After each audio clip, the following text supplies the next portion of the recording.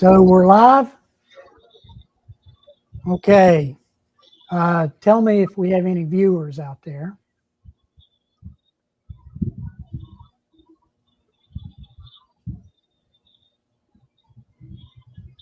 So here this is. Okay. Let me clear this out. This is Jerill Vance with the Appalachian Heritage Wood Shop, and we are live streaming from Valley Woodworkers of West Virginia Woodworking Club in Dunbar, West Virginia. And I'd like to thank Ray Witmer for co-hosting with me, and he is an ex-officer from Valley Woodworkers of West Virginia and an excellent woodworker. And he will be assisting and co-hosting today. So before we get started talking about marking gauges, and I have a special guest I'll introduce in a little bit, but before we start talking about marking gauges, there's a couple of things I want to announce. If you're watching and you have a question, over in the comments, just put a Q and a dash and then type your question, and we'll be able to read it and be able to hopefully be able to answer it. Also, I wanted to say that we will in the future be live streaming to Valley Woodworkers YouTube channel. We haven't got the bugs worked out of that system yet, but we're getting there. Since this is the first stream, we've got some improvements to make. Ray, I appreciate you coming here. Sure. You want to tell the viewers a little bit about Valley Woodworkers? Sure. Jerill hasn't told you, he's also an ex-president here. That doesn't mean we've been kicked out. It just means we served our 2 years and moved on. Yep. And gave responsibility to others. Valley Woodworkers of West Virginia is located in Dunbar, West Virginia, which is pretty central in Kanawha County. We have members that come from several other counties, and we are a guild style club, which simply means this: we're not a maker space. We're not here for people who are trying to make money. Matter of fact, what we try to do is one of the biggest benefits of belonging to Valley Woodworkers is not only improving your skills in woodworking, but we're able to give through United Way to toys to needy children in the Valley. And matter of fact, it goes to 3 different counties at this point. With that, over the years, we've been able to donate over $1 million worth of toys that we've made here, right here in the shop. And thanks to several different companies that have donated wood to us. So in our shop, we have a very able shop. Maybe one day we'll be able to show you the grand tour through here on one of Jerill's live streams. But we have a shop that most woodworkers would salivate at. Now, let me tell you this: don't get intimidated by our club. We do require to be able to work in the tools in the Valley Woodworkers. You have to take a test, which we will work you through. Almost nobody passes it the first time, but we give you the availability of learning what you've done wrong and retaking the test.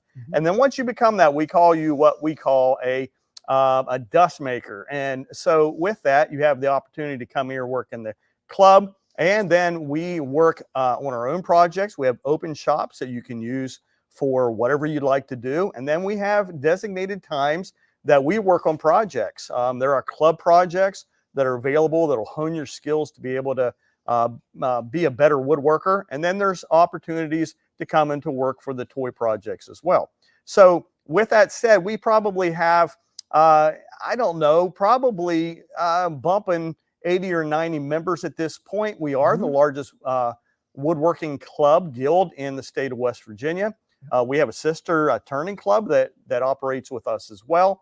But it is a very, very affordable opportunity for you to learn woodworking. We have people who do not know how to cut 2x4s, and we have people who have had PBS woodworking shows. So everybody in between there, you'll be very comfortable here. There's men and women. Matter of fact, with that, there's also an opportunity for juniors to join with a parent or with a guardian, and there's no cost at this point for those people as well. look us up at the valleywoodworkers.org, and you'll find out all the details there, and you'll see what we have in our club here, and we invite you to come be a part of it. Even if you're out of state, we're worth the drive. Yes. And so we'd love to have you come and be a part of that. And Jerill, that's just a little bit of tidbit about Valley Woodworkers. Yeah. Thank you, Ray.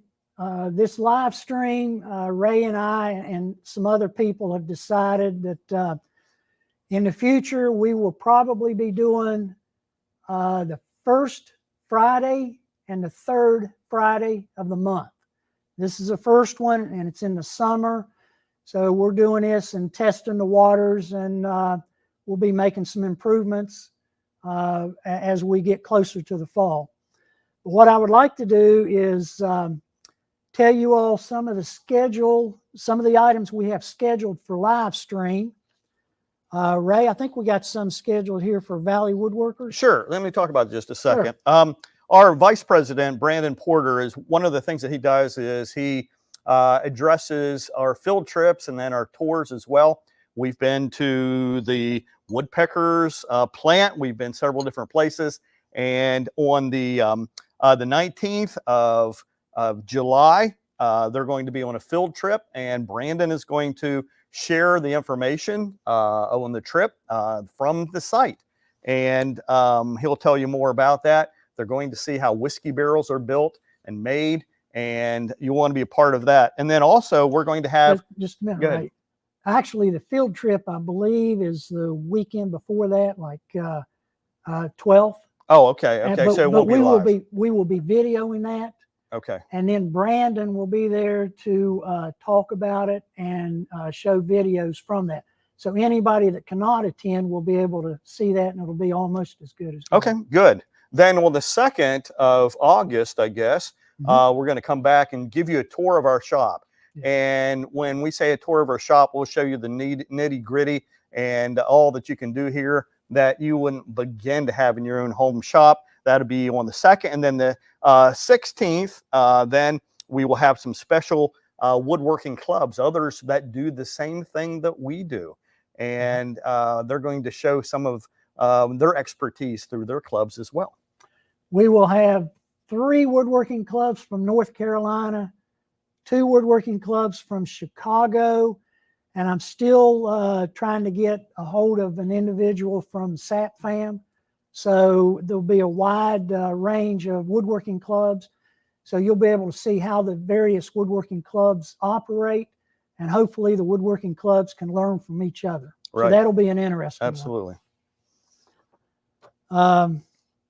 After that, on 9/6, there's a nonprofit organization in Pennsylvania called Plain Wellness, and Jamie will be here virtually to explain Plain Wellness. It is a nonprofit organization that uses woodworking as therapy. So this will be a very interesting one, and that is on 9/6. On 10/4, I'll have Rick Cobb on, and he uses woodworking to fund a scholarship in honor of his daughter, and I believe they have funded it for 3 years now. And as woodworkers, this will give you an opportunity after you hear him speak to participate. Basically, he accepts custom woodworking items, and then he liquidates those, and then that money goes for a scholarship. So we'll be talking about that.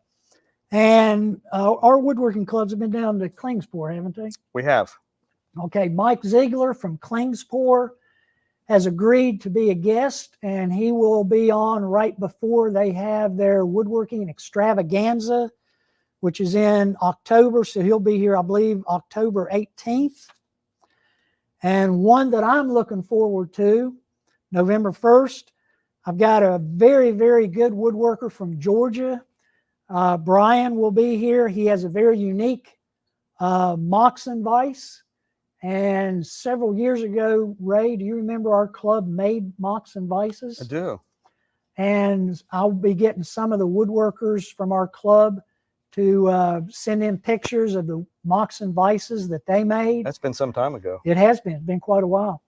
but we will be looking at all the different types of Moxon vices. So if you're interested in a Moxon vice, that's a must for you. Ray, I believe we got one sometime in December. Yes, for the Salvation Army tours. I said already that we give to the Salvation Army, and then they distribute the toys that we give. And so in the 6th of January, about the time that we're about to come and donate our toys, we'll then have a little video that shows us giving the dozens and dozens of toys, the baby cradles, the blocks, and you won't want to miss that. That'll be the 6th of January. Yeah, I believe that's what I've got scheduled. December, I'm sorry. Well, that's what I've got scheduled. I Okay. need to talk to the other officers and find out. I just got a question wanting to know if this schedule will be posted. I'll be getting with the officers at Valley Woodworkers of West Virginia, and we will be posting this somehow on their site, so you'll be able to see that. That was a good question, and that is another opportunity for us to improve, and that's the reason why we do these live streams as a learning opportunity, and we'll get better. Okay, that takes care of all of that, but I would like to thank a few individuals from Valley Woodworkers before we move on to our special guest. And I'm going to read this to make sure I don't leave anybody out. Of course, I want to thank Ray Witmer for co-hosting with me, and he'll be co-hosting several of these in the future. Jared Lowe is currently our president, and he took this proposal to the board of directors, and they discussed it and they voted on it, and I believe that was a unanimous vote. Peter Howell for forwarding the keys to us so that we can get in and out real easy. Appreciate that. Then we have Perry Johnson, Tom Libatory, and Bruce Persinger. These three worked with Ray and I to come up with the schedule, and the 5 of us agreed that the Friday evening was the best opportunity because most of the other nights of the week are taken up with other activities here at the Valley Woodworkers Clubhouse. I would also like to thank, let's see here, Karen Clark. She's helped us a little bit. She's the secretary. So that's all I've got for thanks. And we've already talked about the future. So you got anything you want to say before I introduce? No, I'm good. Okay.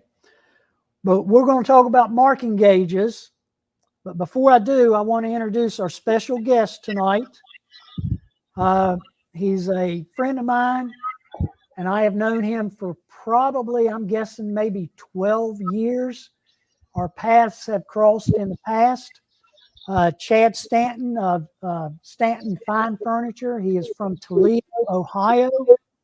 And let me give you a little bit of information about him. He's been making furniture for 26 years.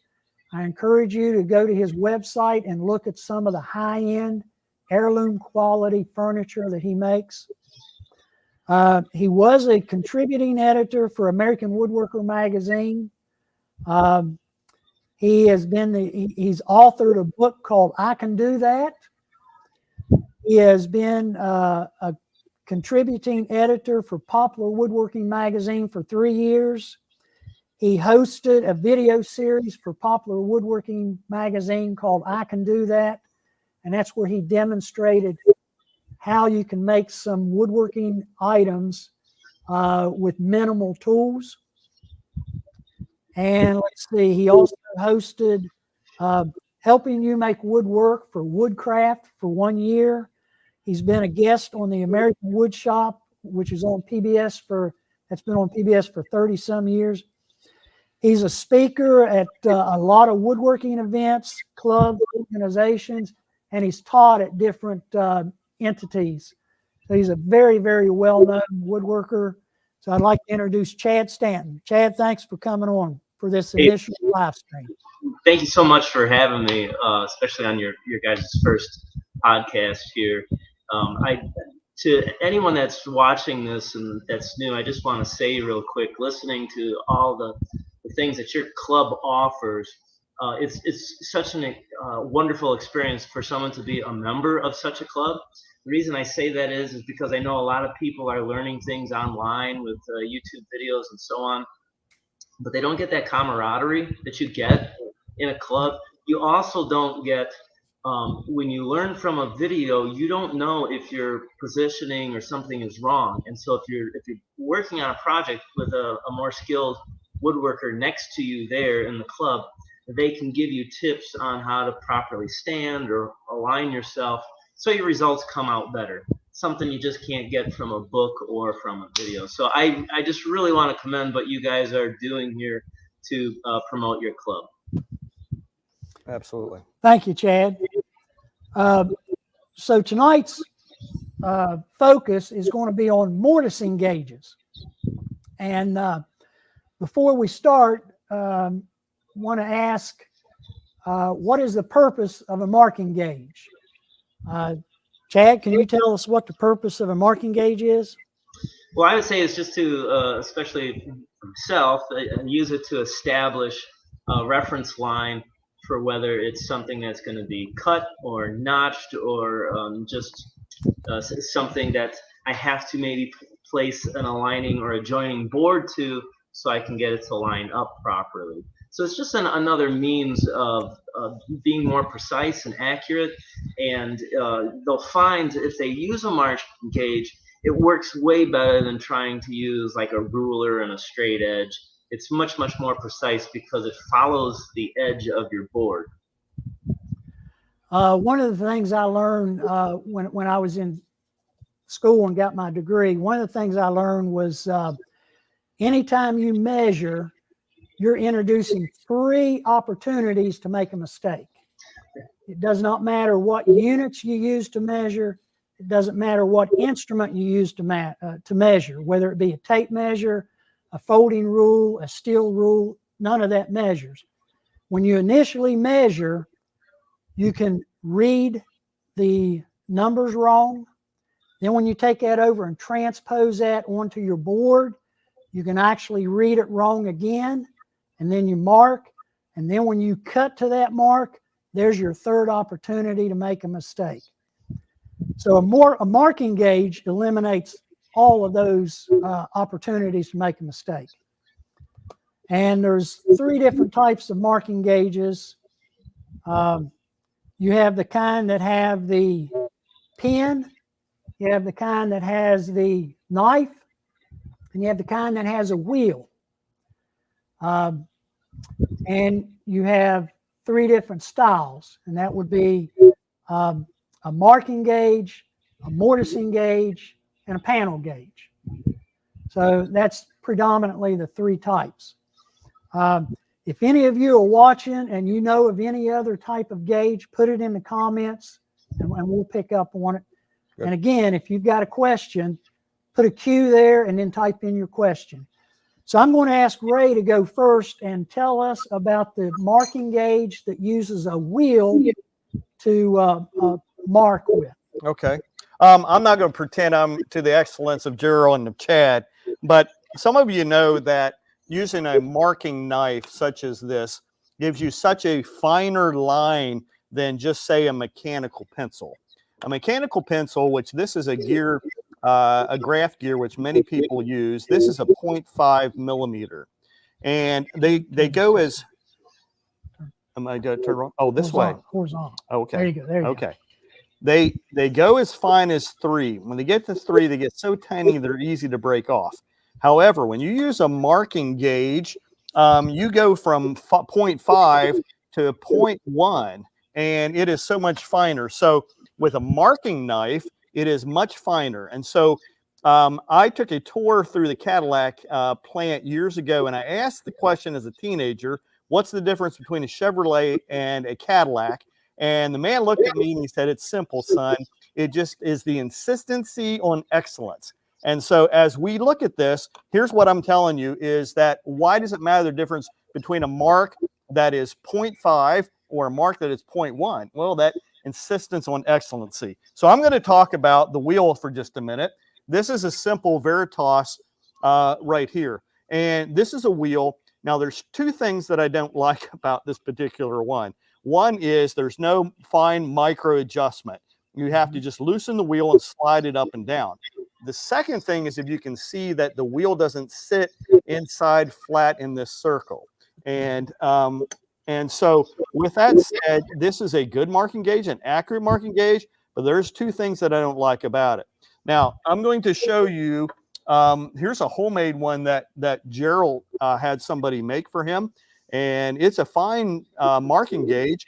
The only thing with it is you have to screw and unscrew that and then mark it and move it, and that makes it a little more difficult. Online right now, you can get, now this is not a brand that I'm even going to push at you, but I want to show you this. This is a solid brass flat, and you can see that the marking wheel actually will go inside and go flat in this. What is nice about that is, I'm a little further over, okay. What's nice about this is then you can sit it up and not have to worry about the blade. It is this particular one is a carbide cutter, which means that it'll probably outlive you and me. Yeah. One of the things that I like about this, both Jerill and Chad have mentioned that some people, when they get the round ones like this is quite large, and it's easy to sit down and roll off your bench. Sometimes people will grind a flat on it just so it doesn't do that. Now, what I want to show you on this particular one, and you can get this on Amazon for about $30. And there may be some people who want something even finer than this. But let me show you what I like about this. For one, it has a marking lever, a locking lever, which makes it nice because it's very quick and very easy to use. The second thing with it is it has, and I don't know if you can pick this up on the camera or not, but it has lines that are very fine that are etched into, laser etched into the tool. And with that, you can get down to some very, very fine markings. With it also is one of the things I said about the Veritas is the way that you lock this, so you mark it to what you want, and then you tighten this screw.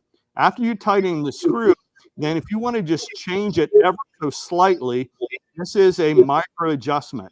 And you can tune it just to absolutely exactly what you want. Then you lock the lever, and then you make your mark. And then you just simply take your board and you lay it down. I'm probably not going to be able to do this online.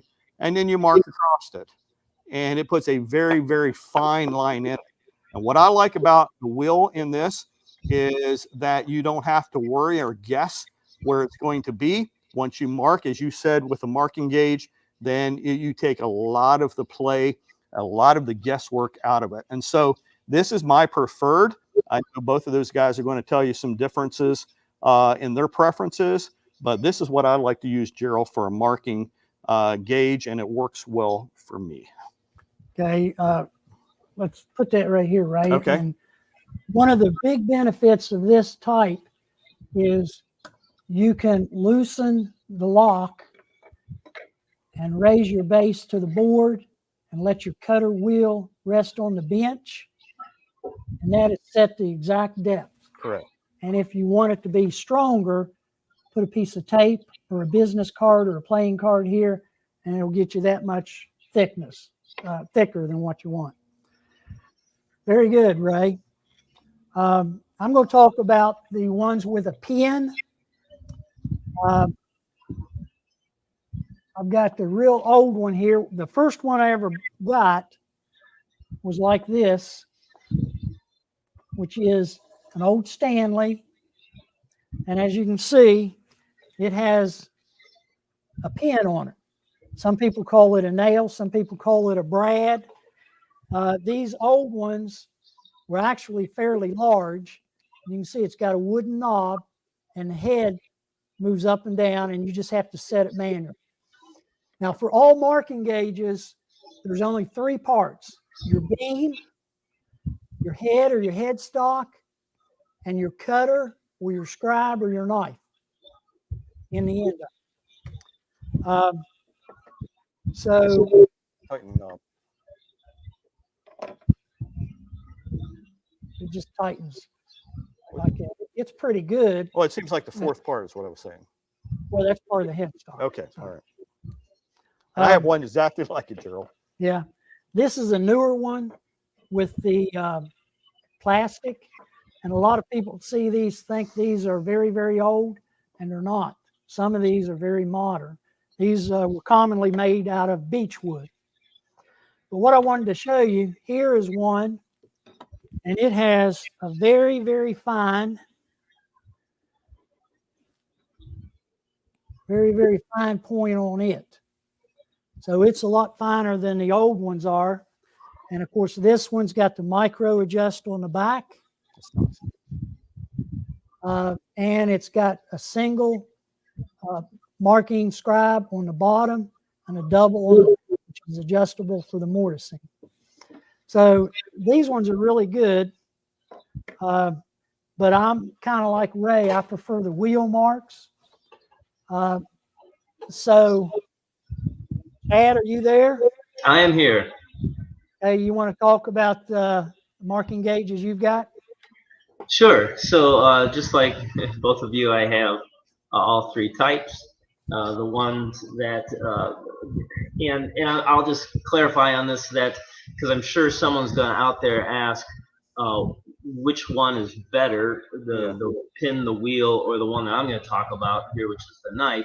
So this particular style, this is what they would call like an Asian styled marking gauge.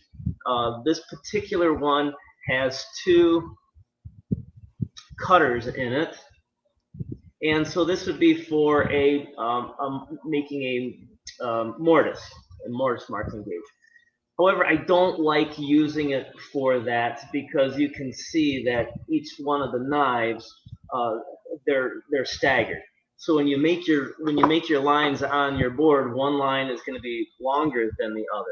Now, in some cases, that doesn't matter because perhaps your piece will cover that up. But in other cases, that will make a difference. And you don't want to see a line or a mark on a piece of the wood that's going to be exposed. So the way I use this, I never use the back one. I just use the front one. And I use this as my marking gauge. Primarily, I like to use this one if I'm doing thin pieces of veneer. I can 2, maybe 3 scribes with it, and I've cut through the veneer. It works real nice.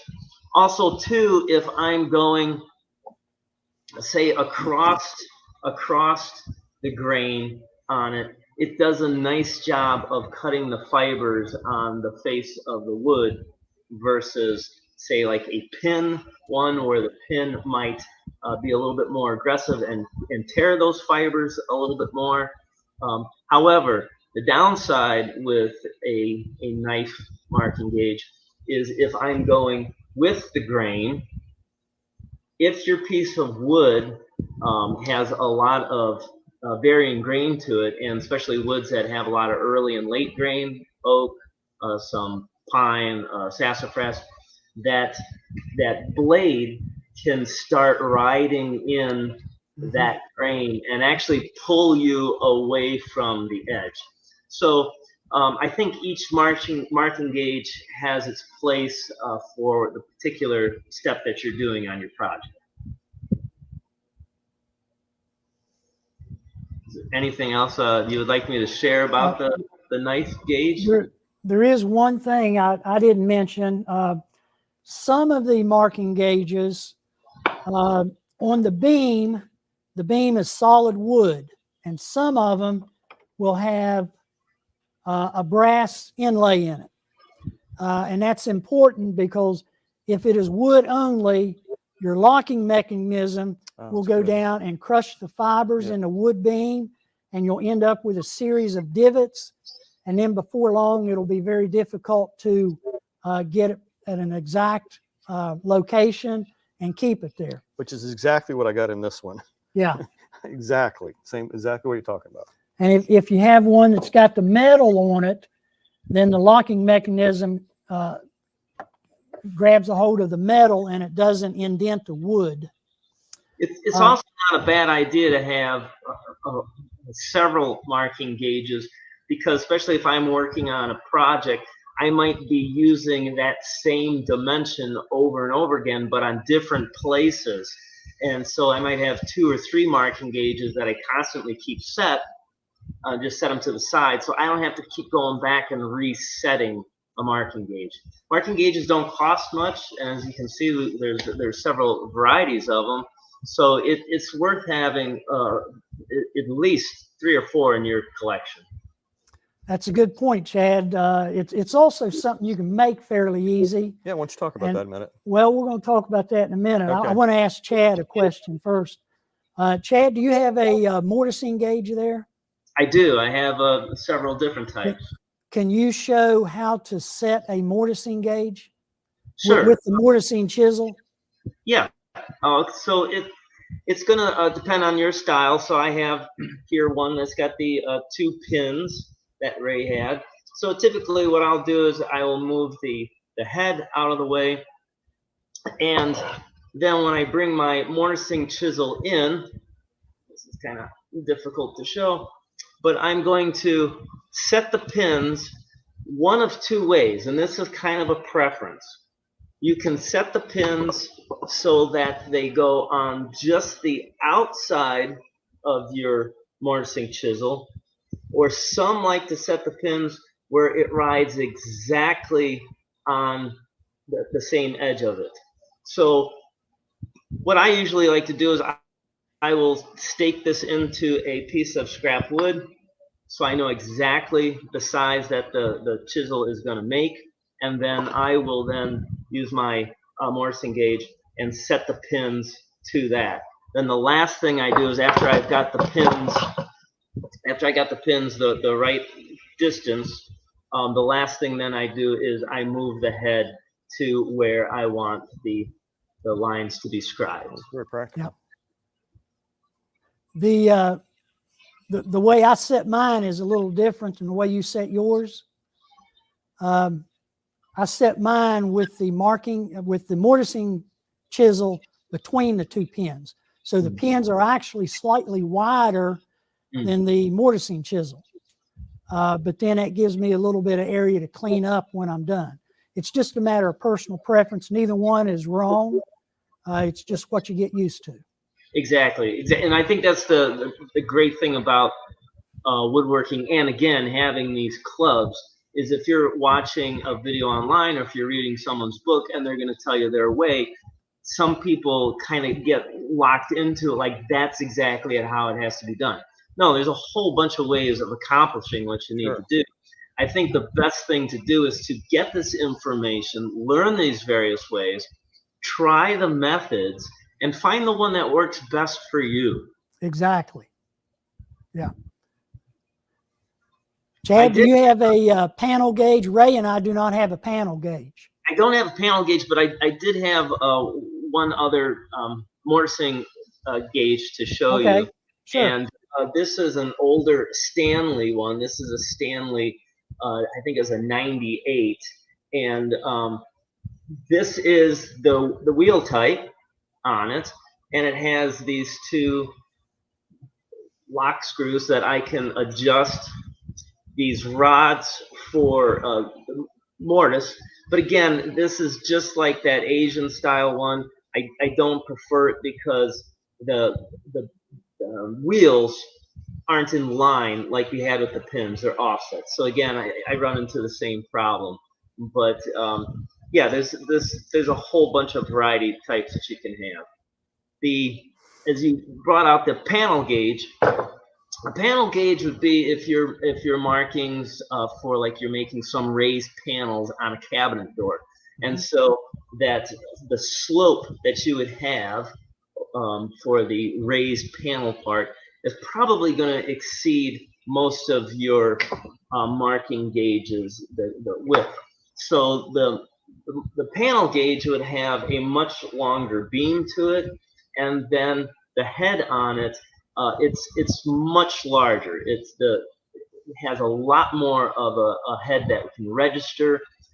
So as you're pulling this, especially when you have a very large distance from the pin, it has a lot more surface to go against the edge of your panel. Otherwise, with something small like this, it's gonna rock back and forth on you when you try and pull it.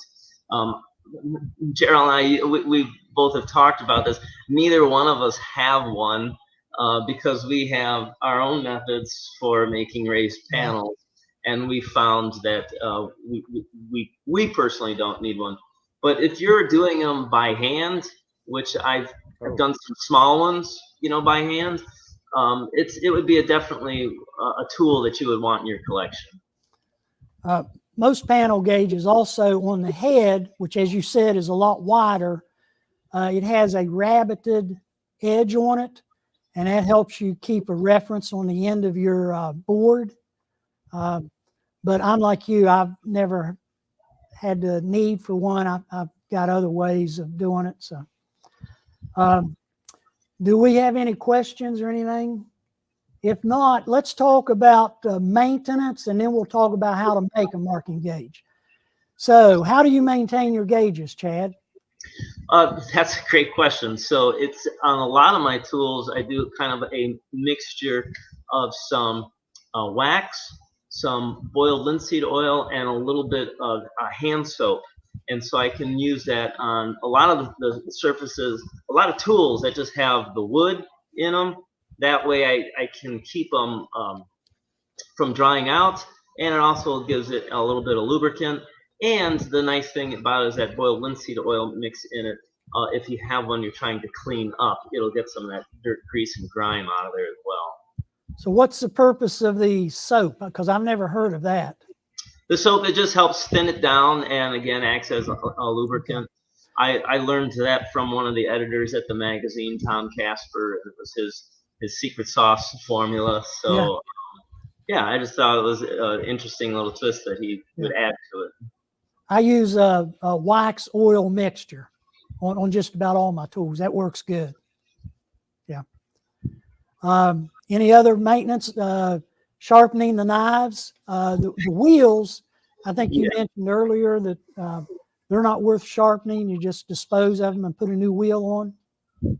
Yeah, I mean, I took them off a couple of times, and I've used the tip of an eraser to hold it, and on some real fine stones, I can swirl them around, just to put a small edge on. But for the most part, yeah, it's more hassle than it's worth. The knife one, I've only a few times pulled the knife out and sharpened it. It usually does a pretty good job. And the pins are interesting because some people like to take the pin and file it down more, so it's not round with the points, but it's kind of more has more two flat edges to it versus being completely round. I tried that once. It didn't seem to make much of a difference for me, so I just use the pin as it is. That's in there. That's the way I do it, Ray. Chad, I don't like the sharpened pin. For those that want to sharpen your pen, you can actually do it without removing it from the beam. You can take a piece of tape and put directly over the sharpened brad, and then you can take a file and file it, and that way it doesn't mess up the wood in the beam. Oh, and then just remove the tape. That tape is a great tip. Yeah. The knife, those need to be removed and sharpened, and then put back in, but they're fairly easy to sharpen. Mm-hmm. Are those generally high-speed steel, or what are the knives usually made out of? Mine is high-speed steel. What is yours, Chad? Honestly, I don't even know. I mean, I just know it keeps a pretty good edge on it for quite a while. And I mean, I do use it a lot. So most of the wheels are high-speed steel, and there are a few that you can buy that have carbide. That's nice. Do you want to talk about how to make one? Yeah. I've got several here that I've made. Have you made any, Chad? I did. I made very, very simple. I think yours are much nicer. I was doing it for that show with the basic tools and basic materials. So it is very elementary, my marking gauge. But elementary or not, they all do the same job. Some are just nicer, kind of like Ray was saying about the Cadillac versus a Yugo, maybe, not even a Chevy. But I know you make some nice tools there, Jerill. So We'll focus on yours. There is one tip I got if somebody wants to make one, if you want to make it in this style here. The head stock or the head Put that up here. is really not very big. And whether you cut the mortise on a mortising machine or by hand, you're dealing with a small block of wood. And the way I prefer to do it is to take a block of wood that is the right width, but much longer than what you need, and take it to the mortising machine and put mortises all the way down. So if you've got a 16-inch block of wood, you can do 4 or 5 mortises down through there. And on the back side, no matter how hard you try, you may get a little bit of chip out. With your board being long enough, then you can take it back to the planer or the joiner or a drum sander and run it through and remove your chip out. So that's the first lesson I learned in making the mortising gauges. The second one is I like for the back of mine to be slightly contoured. And the easiest way to do that is to take your beam and set it all the way back. Then you cut a scrap block of wood that is the same distance as the bottom of the beam to the bottom of the headstock. And when you put that under the back of the beam, now your beam is parallel with your surface. So that means when you take that to the bandsaw, that aligns your head so it's perpendicular to the blade. And that makes it easy to cut that and keeps your fingers away from the blade. Is that just for aesthetics, or is there a purpose in that radius? It's for ergonomics, for when you're using it with your hand. Okay. Absolutely. It's if you're using it a lot, those hard, sharp corners on it. Just more comfortable. These ones here have the sharp corners, and that's where I like mine rounded off. It's easier on the hand. Yeah, that's nice. And you can use the same thing for a drum sander when you're sanding the face of the head also. So they're very, very easy to make. If you do, take the extra time to put the brass stock in it so you don't crush the fibers with your... So what I did with mine for that is I just took a small piece of aluminum and put that in there. If I can pop that out. Just a small piece of aluminum so that the screw is pushing down on the aluminum and not the screw isn't going directly into the wood. That's a good idea. Super simple. Just, I'm sure because it's aluminum, if you push it real hard, you could still screw up your beam, but it definitely helps prevent that. And actually, that's probably easier than inlaying a brass rod. Yeah, if someone's a beginner, and that was the whole reason, of that show and this tool. If you're a beginner, you're not going to have a lot of tools. You may not have the skills to inlay a brass piece of in there. So I was just looking for the easiest, most effective way to make it work. Jerill, did you is this a press fit, or did you epoxy that in? That is a press fit. I don't believe I put any epoxy in it, but putting epoxy is not a bad idea. But all of your force is down on it. Right, right. We got a question. Would resin work in a groove instead of the brass stock? It would, but I believe your brass screw will dig into the resin. The resin's probably a little bit stronger than your wood fiber, but over time, I believe it would indent the resin. I believe. I would agree. I don't use a lot of resin, so I'm not an expert on resin. What's your thought, Ray? The time that it would take to put the resin in, I'd have a piece of brass in there very quickly. Yeah, I agree. The only other thing I can say is that the the little brass knobs that I used, I bought those, and I cannot recommend those. What you really need are the big ones. Yeah. The small ones are so small that you can't unlock it with your hands. You have to use a pair of pliers on those to unlock them, and that gets to be inconvenient. So, like that right there. Okay. So the big ones you can work with your fingers without any problem at all. So do we have any other questions in the comment section? See, I had a question for you. Sure. On that small little brass knob, could you make like a larger wooden one and kind of press it in and epoxy that into it then? I could just make a wooden, what I'd thought about is a wooden wing nut. Oh yeah. And set the brass down inside of it, and then it would be almost like these old styles. Well, that would give you a lot more torque. Yeah. Yeah. As I get older, Chad, you don't have this problem, or Ray doesn't have this problem, but as I get older, my hands are not as strong. Okay. So do we have no other questions in the comments? How many viewers do we have? 12? Okay. Give me your opinion, Chad. We are thinking about doing a giveaway at the end of a live stream if we have enough viewers.